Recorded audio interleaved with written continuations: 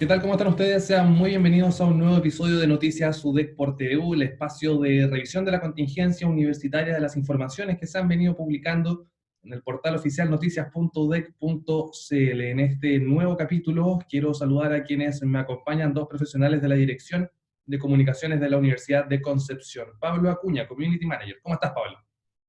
Muy bien, ¿cómo están ustedes? Un gusto verlo. Un gusto encontrarnos nuevamente también con Janet Valenzuela, que nos acompañó en el primer programa y ahora una vez más se suma a nuestro panel. Janet, ¿cómo estás? Bien, ¿ustedes cómo están? Muy bien también, gracias. Ya más de 2 meses en confinamiento, en trabajo desde el hogar, desarrollando una serie de productos informativos, de opinión, reportajes y también espacios en podcast y en televisión como es Noticias UDEC por TU. Janet, comencemos contigo porque tú eres autora del reportaje destacado de esta semana. Hemos seguido una línea también respecto a lo que tiene que ver con los temas medioambientales, esta es también expresión de ello, de nuestra preocupación constante. Y el tema que publicas esta semana se titula Pérdida de la diversidad biológica, la otra curva que debemos aplanar. Tú haces ahí un enganche entre la situación medioambiental y la contingencia a propósito de la pandemia. Cuéntanos en términos generales, ¿no? ¿Cuál es lo que qué es lo que tú percibes con esta nota? ¿Cuáles son los temas también que van surgiendo durante el reporteo? Sí, el título tiene relación justamente, tú dices que hay un vínculo con lo que estamos viviendo hoy día, porque se ha asumido y se dice que existen pruebas de que la pérdida de la biodiversidad está vinculada a las posibilidades de que se produzcan enfermedades emergentes zoonóticas, las enfermedades que transmiten los animales al hombre. Y esto tiene que ver porque el avance digamos, la urbanización, la deforestación, va quitando espacio, el espacio donde viven los animales, y obviamente hay una mayor posibilidad de estar como juntos, de tener mayor contacto entre los hombres y los animales. Entonces, obviamente que se habla de que las estrategias de recuperación post-COVID también deben considerar la protección de la biodiversidad como un elemento en la recuperación de las economías, de lo que sea el retorno después de esta pandemia. Y bueno, hay varios datos, el tema de la pérdida de biodiversidad, lo que digo que es una curva que hay que aplanar porque es un tema que viene hablándose de manera muy fuerte desde la Cumbre de la Tierra de Río de 1992, y obviamente que los avances no han sido muchos desde esa época. Ha habido como planes, hay distintas estrategias que se están trabajando, pero lo que es difícil es como ver los resultados, los cumplimientos sobre estas estrategias. Eh, hay varios indicadores que son interesantes de conocer, por ejemplo, la Unión Internacional para la Conservación de la Biodiversidad, que es un organismo global, que es un referente en términos de muchas acciones, pero por ejemplo lo que ellos hacen es una lista roja de la clasificación de las especies. Esta clasificación de las especies tiene que ver con los grados de conservación, y un grado de conservación de una especie habla de las posibilidades de supervivencia que tienen estas especies en relación al estado de su ecosistema, a sus depredadores, son distintos factores. Entonces, la última lista, dentro de las últimas listas, ellos hablan de que existen 31.000 especies en peligro de extinción, porque están en calificaciones de vulnerables, en peligro o en peligro crítico. Y eso representa el 27% de las 116.000 especies que ellos tienen en esta clasificación. Hay que acotar que esto no es una lista exhaustiva de las especies, porque obviamente las especies son muchas más, pero sí son un indicador de ciertas especies que presentan más vulnerabilidad, más peligro. Y en Chile existe un sistema que se llama los procesos de clasificación de especies, que está administrado por el Ministerio de Medio Ambiente. Esto partió cuando el Ministerio de Medio Ambiente era la Comisión Nacional de Medio Ambiente en 2005. Y en ese periodo, desde 2005 hasta 2017, se han hecho 14, perdón, hasta 2020 se han hecho 17 procesos. El último, el 17, está abierto hasta el 8 de junio. Y de esos 17 procesos han sido informados 16. Y en esos 16 procesos están clasificadas 1.200 especies. Y de esas 1.200 especies, el 65% están consideradas en categorías vulnerables. Entonces, obviamente que estamos hablando de números que alertan sobre la situación de varias especies. son conocidas, por ejemplo, especies que son como emblemáticas, el monito del monte, la ranita de Darwin, estamos hablando de la araucaria, de los huemules, varios pájaros, entonces, varias aves. Entonces, son hartos los desafíos que hay en esa materia. Sí, Janet, y a propósito de lo mismo, bueno, en estos días, hace poco se conmemora el Día de la Diversidad Biológica, si no me equivoco, que siempre Sí, es una ocasión de generar esta reflexión a nivel de Estado, de cuáles son los esfuerzos que se están haciendo, de cómo también estas preocupaciones constantes van colisionando con los modelos de desarrollo. En la nota tú das cuenta también de la situación en particular de los humedales y sí. lo que tiene que ver con el avance inmobiliario, que sabemos que son dos cuestiones que están súper presentes, al menos aquí en el debate medioambiental, en el Biobío, y aterrizando aquí en la región, Janet, porque conversas con académicos de la universidad, recoges el caso de algunos puntos críticos en el Gran Concepción. ¿Cuáles son los elementos de más cuidado en términos de diversidad biológica aquí en la zona y a qué debiéramos también ponerle atención? ¿Qué está sucediendo acá? Sí, bueno, lo que tú comentabas es que el 22 de mayo se celebró un nuevo día de la biodiversidad, que es una fecha que fue establecida por la ONU con la idea de informar y concienciar a la población y a los estados sobre la importancia de la biodiversidad, porque la biodiversidad provee de muchos servicios al ser humano. Es como triste verlo desde la perspectiva humana y que por eso tenemos que poner atención, pero hay muchas cosas que están vinculadas a la biodiversidad, a la sobrevivencia, la provisión de agua, la provisión de alimentos, y bueno, y esa es la razón por la cual la ONU pone esta fecha. Y aterrizando un poco en la región, si hablabas del tema de los humedales, cuando hablamos de la protección de la biodiversidad, estamos hablando también de los ecosistemas. Y los humedales son un ecosistema bien particular porque tienen características propias, tiene una biodiversidad propia, y tiene muchas funciones que son muy importantes. Por ejemplo, lo que tiene que ver con la provisión de agua, con también amortiguar un poco cuando ocurren las inundaciones y también, digamos, aminorar los impactos que puedan tener las inundaciones. Y lo que aquí ha pasado, hablando con el profesor Ricardo Figueroa, que es experto en sistemas acuáticos, pone de relieve lo que ha pasado con el avance inmobiliario y lo que ha significado la fragmentación de humedales dentro de la región. Y que, por ejemplo, él nombra que las inundaciones que ocurrieron en 2017, cuando hubo esta subida del río Andalién, tiene que ver con el impacto que ha tenido la acción de las inmobiliarias dentro de estos sistemas. Y lo que dice, y además que es preocupante, que se continúa construyendo, rellenando estos sistemas, y obviamente que eso va a tener efectos en el futuro. Y también habla de lo que tiene que ver con la provisión de agua, por ejemplo, en Coronel, la alimentación del agua viene de la cordillera de Nahuelbuta, y eso va penetrando en las napas. Si se están afectando esos sistemas, se corta esa irrigación del agua y probablemente haya problemas de provisión de agua en el futuro. Y bueno, también tenemos en otro ámbito, este mes sí se declaró la Reserva Nacional de Nonguén como parque nacional, y eso tiene implicancias distintas, porque los parques nacionales, las reservas son formas en las que el Estado puede ejercer funciones de conservación de ciertos espacios. Y el hecho de declarar parque pone mucho más acento en acciones de conservación. El profesor Cristian Echeverría ha estado trabajando durante 9 años en el parque, bueno, antes cuando era reserva, en un proyecto piloto de restauración ecológica, y eso tiene que ver como tratar de recuperar algunas funciones de esos lugares que han estado como expuestos a, a problemas en sus especies, en la conservación. Y él dice que lo importante de estos lugares es que son sistemas únicos que nos dan la posibilidad de conocer cómo han sido estos sistemas antes de ser intervenidos por el hombre, y que es una posibilidad de aprender y también de recuperar especies que pueden estar en peligro y que probablemente no las podamos conocer a futuro. Claro, claro que sí. Pablo Cuña, tú tenías un comentario. Sí, me quedé con uno de los comentarios de los expertos en la nota, en el reportaje, que comentaba ocupó la palabra patrimonio al referirse a estos espacios los cuales hay que proteger. Y me parece que eso tiene mayor relevancia ahora que se viene el Día del Patrimonio Cultural.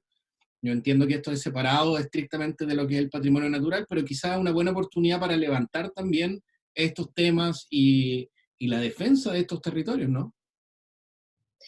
Sí, lo que dice de patrimonio, finalmente estamos hablando de patrimonios que no son solamente de la región, son patrimonios de la humanidad, porque hablando con el profesor Ricardo Barra, que es el director del Centro EULA, él dice que hay un punto súper importante que tiene Chile, que por sus características geográficas, que estamos al lado de la costa, al lado de la cordillera, flanqueados por un desierto, da particularidades muy específicas en términos biogeográficos. Y eso significa que hay una muy alta variedad de especies, una muy alta biodiversidad. Y más aún, cuando se habla de la biodiversidad en Chile, el 25% de su biodiversidad es de características endémicas. Eso significa que solamente existen acá. Si desaparecen de acá, desaparecen para todo el mundo. Entonces también es importante pensar el patrimonio natural como un patrimonio de la humanidad. Sí, súper relevante, y quedémonos con ese mensaje, Janet, y la invitación a leer el reportaje del cual estamos hablando en esta oportunidad, Pérdida de la diversidad biológica, la otra curva que debemos aplanar, disponible en la sesión reportajes de noticias.udec.cl. Nosotros tenemos que hacer una breve pausa, al regreso seguimos haciendo Noticias UDEC por TV, y los dejamos con un video de nuestra Universidad de Concepción.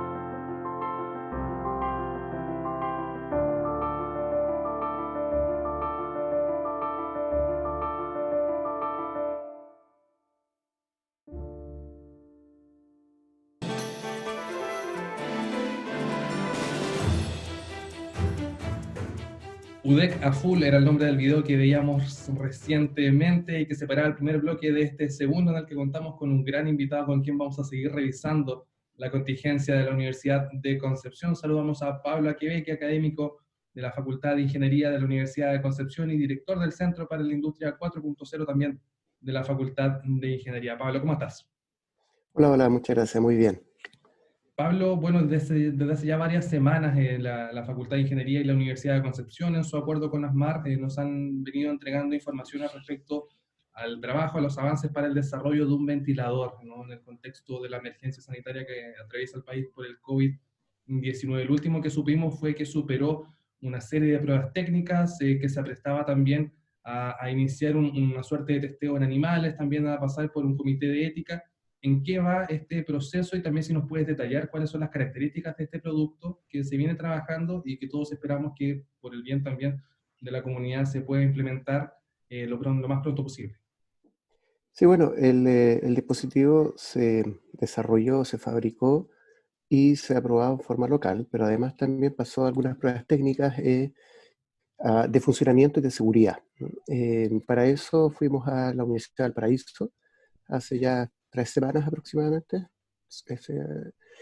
y nos sometimos a las primeras pruebas, más de 450 pruebas, test de distinta índole, ¿cierto? De probar que los volúmenes, que las presiones, que la seguridad eléctrica, que un montón de cosas. Y aprobamos más del 91% de esas pruebas. Por lo tanto, nos vinimos y llegaron los informes, arreglamos algunos detallitos pequeños que habían y nos sometimos y ahí ya pasamos completamente todas las pruebas técnicas propiamente tal. Luego se hizo un comité de ética en la Universidad Católica de Santiago y con un equipo sumamente capacitado, muy especializado en todo lo que es evaluación de ventilación mecánica. Y ahí fuimos la semana pasada y sometimos el equipo a cerca de 24 horas de prueba de funcionamiento en modelo animal.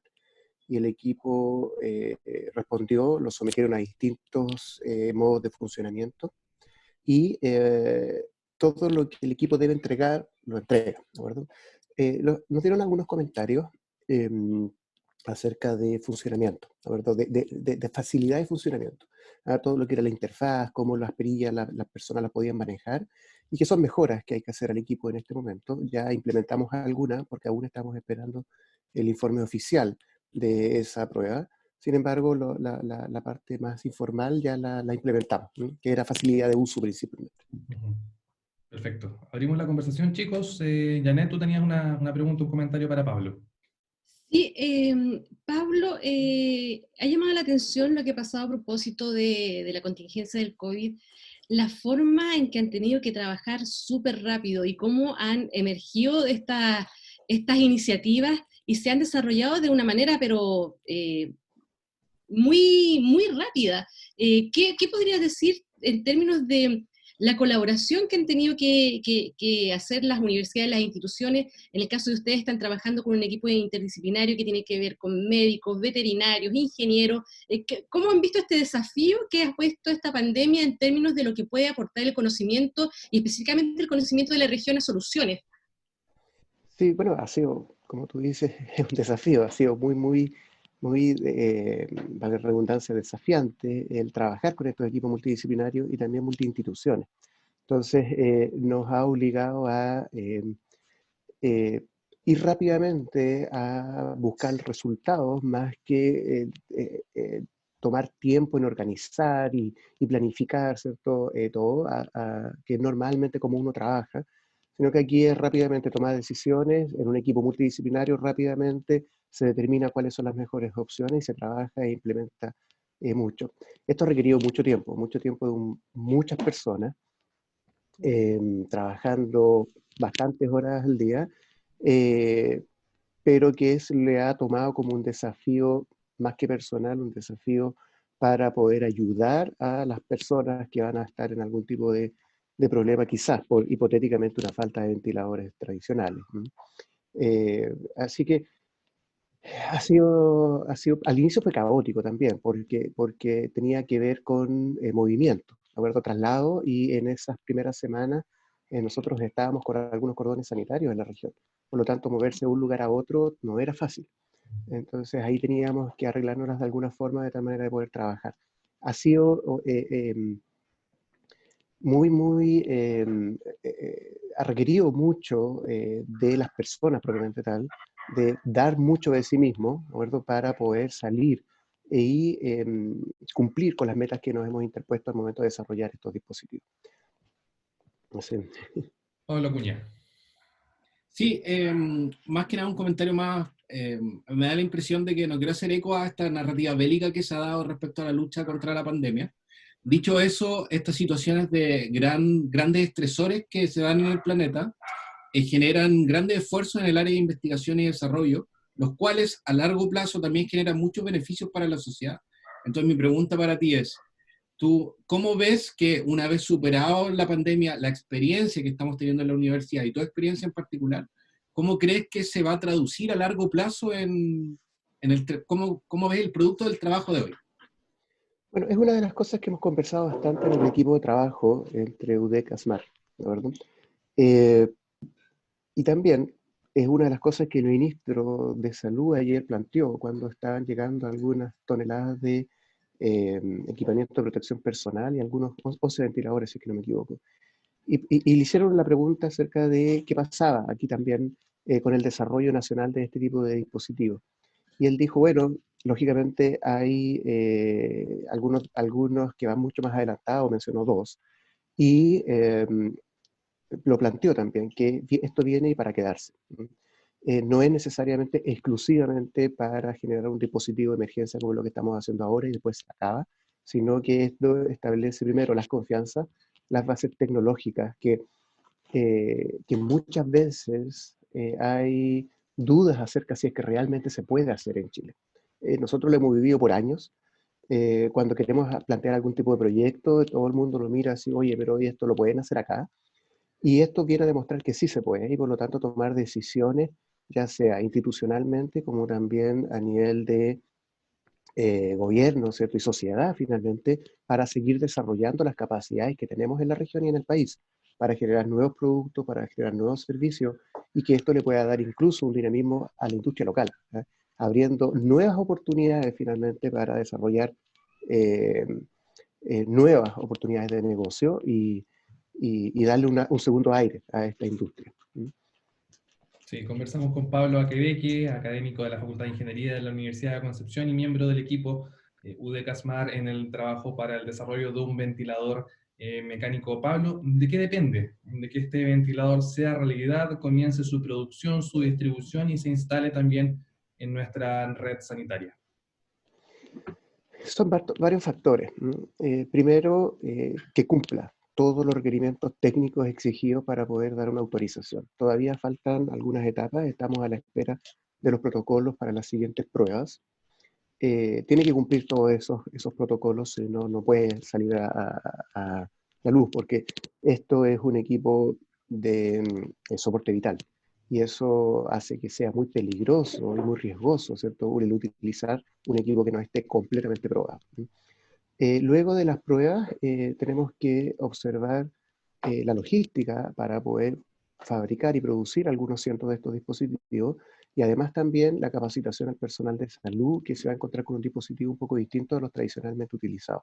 Es sumamente importante que el personal de salud que este equipo sea muy amigable para el personal de salud y no tome demasiado tiempo aprender a usarlo. Ahora, es lo que se ha visto debido a que este es un dispositivo que está diseñado y fabricado para una condición en particular. Los ventiladores tradicionales que existen en la clínica, ¿no? En los hospitales y las clínicas, son bastante más complejos. Tienen muchos modos de operación. Este solamente tiene dos, que son los requeridos en este momento para esta pandemia. Entonces, primero pruebas, pasar todas esas pruebas, ¿cierto? Y luego que las personas puedan utilizarlo y hacerlo funcionar muy rápidamente y con mucha facilidad. Creo que esas son las restricciones principales.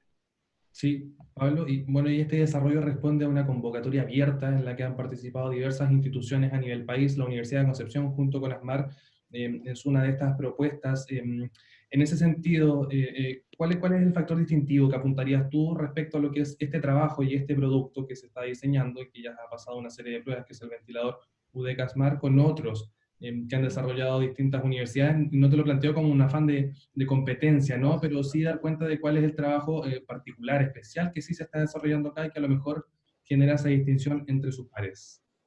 Sí, mira, es bastante simple para nosotros la diferencia. La diferencia tiene que este es un producto que se puede escalar con niveles de industrialización bastante altos, estándares de calidad bastante altos en la fabricación de este tipo. Y eso lo podemos lograr no como universidad, sino que en la alianza que hemos hecho con una empresa finalmente de fabricación de partes y piezas para, lógicamente, todo lo que ellos hacen normalmente, que son astilleros, pero con estándares de calidad muy altos. Nosotros lo evaluamos internamente en la universidad. Nosotros antes del desafío habíamos empezado a trabajar internamente en un equipo que tenemos multidisciplinario bastante fuerte y llegamos a la conclusión que si seguíamos dentro de la universidad desarrollando iba a ser un bonito dispositivo, un bonito prototipo que iba a quedar en el laboratorio guardado como muchas otras cosas. Por lo tanto, en ese momento decidimos no hacerlo y empezar a ver la posibilidad de aliarnos con terceros, de tal manera de poder, ¿cierto?, hacer que esto fuera realidad. Y justo también en ASMAR se estaba generando al mismo tiempo la posibilidad de poder hacerlo. Entonces conversamos por las confianzas que hemos tenido desde el desarrollo de la industria 4.0 desde antes de esta pandemia. Y como ya existían confianzas, pudimos ir rápidamente a generar esta alianza. Y ahí vimos que realmente podía tener una salida. Yo creo que esa es la gran diferencia de lo que se está haciendo normalmente en las universidades. La forma de industrializar rápido y escalar el desarrollo de este dispositivo posterior al diseño. ¿Y cuándo vamos a tener resultados, Pablo, de esta convocatoria y en cuanto a resultados? Bueno, lo que pasa es que son 5 equipos y los 5 equipos están yendo en distintas etapas. Por lo que tengo entendido, esto es una apreciación, nosotros somos los que vamos más adelante, ¿verdad? Pasando distintas etapas, los otros todavía van un poquito más atrás. Pero lo que nosotros debemos lograr, y lo que creo que esta iniciativa Un Respiro para Chile busca, es que existan distintas alternativas, ¿verdad? No una única. Y para que existan distintas alternativas, esas alternativas deben pasar todos los requerimientos técnicos y de seguridad para ser utilizados. Por lo tanto, ¿qué faltaría? La pregunta, ¿cierto? Terminar de pasar estas etapas de prueba y estos estándares de calidad locales que se están generando para poder obtener una autorización. Eso es lo que faltaría. Por lo que entendemos, falta una prueba que se están generando los protocolos en este momento para someter el equipo a esa prueba, que deberán salir esta semana. Perfecto. Bueno, vamos a estar atentos entonces, Pablo, a esas novedades y con seguridad te vamos a volver a contactar para que nos cuentes también en qué va el ventilador de la Universidad de Concepción y ASMAR. Pablo Aquíveque, muchas gracias por tu tiempo, por sumarte a Noticias UDEC por TVU. Muchas gracias. Que esté muy bien. Chao, chao. Chao, chao. Nosotros seguimos haciendo nuestro programa y es el turno de conversar acerca de las redes sociales, las informaciones que han marcado la pauta estos últimos días y también qué tenemos que esperar para esta semana. Pablo Acuña, ¿qué nos traes en esta ocasión para el bloque de las redes sociales en Noticias UDEC por TVU? Bueno, esta semana fue bastante interesante, de hecho, tuvimos dos hitos bastante que nos trajeron como al presente la historia de la universidad y la historia de este país, en realidad. El primero, el viernes pasado se cumplieron 60 años desde el terremoto del sur de Chile, o el terremoto más grande registrado en la historia moderna. Y, y en el marco de la conmemoración de esta fecha, que es profundamente trágica, el colectivo Proyecta Memoria hizo un llamado para que se hiciera un toque de campanas a lo largo del país. En ese sentido, la universidad se sumó y en el campus, que obviamente no tiene gran circulación estos días, aún así se hizo la reproducción se tocó las campanas. Y bueno, nosotros compartimos el video en nuestras redes sociales y de hecho le fue bastante bien, tuvo más de 10.000 reproducciones, lo cual es bastante alto para un video que es del campanil. Habla en el fondo del interés de nuestra comunidad por sumarse a cosas así. Oye, Pablo, y tendrá que ver también con que la gente extraña el campus, que ve un video del campus y que escucha el campanil y que también hay reminiscencia de cómo era esto de agitado hace algunas semanas atrás. Es curioso sentir nostalgia por algo que era normal hace 2 meses atrás, pero yo creo que hay algo de eso, sin duda. Otra cosa que quería destacar también es